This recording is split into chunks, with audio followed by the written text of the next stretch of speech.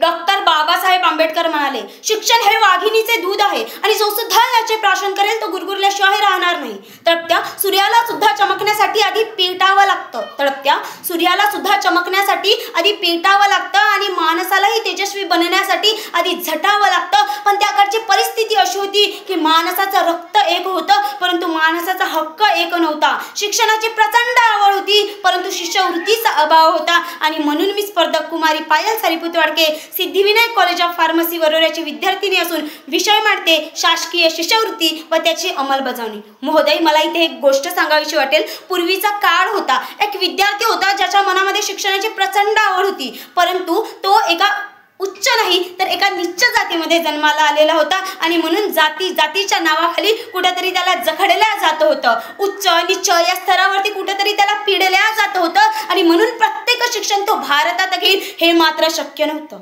आणि भारताबाहेर जाऊन तो शिक्षण घेईल एवढी त्याची आर्थिक स्थितीही बळकट नव्हती. आणि मग त्या काळामध्ये राजश्री शाहू महाराज नावाचा एक बाप माणूस येतो आणि त्या विद्यार्थ्याला शिष्यवृत्ती देऊन जातो आणि तिथून सुरू होतो महोदय ह्या शिष्यवृत्तीचा प्रवास.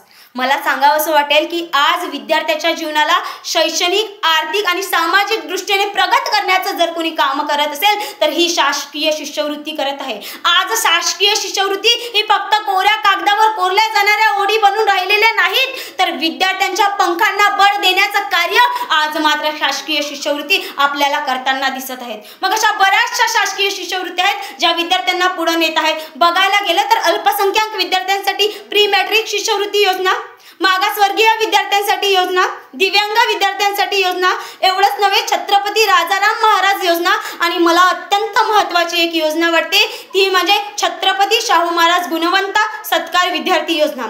असे विद्यार्थी जे प्रत्येक क्षेत्रामध्ये स्वतःची प्रगती साधताना आपल्याला दिसत आहेत. मग अशा विद्यार्थ्यांच्या अंगी असलेल्या सुप्त कला गुणांचा वाव व्हावा, त्यांच्या कलेचा, त्यांच्या विचारांचा कुठेतरी सत्कार व्हावा आणि म्हणून दरवर्षी 10,000 रुपये देऊन या विद्यार्थ्यांचा सत्कार सोहळा समारंभ पार पडतो आणि अशा रीतीने या विद्यार्थ्यांना मदत करण्यात येत आहे. मग याच्या अंमलबजावणीचा जर विचार करायला गेला तर आपल्याला कळते की सामाजिक न्याय विभागाद्वारे महाडीबीटी पोर्टलमध्ये ऑनलाईन अर्ज सादर करून या विद्यार्थ्यांना या योजनेचा लाभ घेता येतो. आजही जर बघायला गेलं कितीतरी अल्पसंख्याक लोक आहेत, कितीतरी शेतकरी लोक आहेत जे दिवसेंदिवस शेतामध्ये काम करतात तरी सुद्धा मुलांच्या शिक्षणाचा खर्च उचलू शकत नाही. कितीतरी कामगार लोक आहेत स्वतःच्या हातावर फोडे येण्यापर्यंतचे काम करतात तरी सुद्धा मुलांच्या एज्युकेशनचा, मुलाच्या शिक्षणाचा खर्च ते उचलू शकत नाही आणि त्यावेळेस जर इथं खंबीरपणे आधारस्तंभ म्हणून जर कोणी उभे राहत असेल तर ती आज शासकीय शिष्यवृत्ती आहे आणि म्हणून मुलांच्या जीवनाला समोर नेण्यासाठी शासकीय शिष्यवृत्तीचा फार मोठा वाटा आहे हे आज आपल्याला दिसते आहे. आणि मुलांनी जी काही स्वप्न स्वतःच्या उराशी बाळगली होती ती स्वप्न आज शासकीय शिष्यवृत्तीमुळे पूर्ण होताना आपल्याला दिसते आहे. आणि म्हणून मी म्हणते जब आंखों में अरमान लिया है और मंजिल को अपना मान लिया है, जब आंखों में अरमान लिया है और मंजिल को अपना मान लिया है तो मुश्किल क्या और आसान क्या, जब ठान लिया है तो ठान लिया है. आणि म्हणून जे काही मुलांचे स्वप्न होते उराशी दडलेले ते आज शासकीय शिष्यवृत्तीमुळे आज आपल्याला पूर्ण होताना दिसते आहे. एवढंच नव्हे तर केंद्र सरकारच्याही खूप मोठ्या शासकीय अशा शिष्यवृत्त्या आहेत ज्यामुळे विद्यार्थी समोर जाताना दिसते आहे. पोस्ट मॅट्रिक शिष्यवृत्ती योजना, नॅशनल टॅलेंट सर्च एक्झाम, वसतिगृह योजना, अशा खूप साऱ्या पंजाबराव देशमुख वसतिगृह निर्वाह भत्ता योजना आहे. अशी ही योजना आहे जी रूम करून राहणाऱ्या विद्यार्थ्यांना रूम भाडं म्हणून दरवर्षी 30,000 रुपये देते, त्यांचा शैक्षणिक खर्च म्हणून पैसा पुरवण्याचं कार्य करते आणि अशा रीतीनं मुलांना सहाय्य करण्याचं काम ही योजना करत आहे. मग याचा अंमलबजावणीचाही जरी विचार केला तर महाडीबीटी पोर्टलमध्ये ऑनलाईन अर्ज सादर करून या योजनेचा आपण लाभ घेऊ शकतो.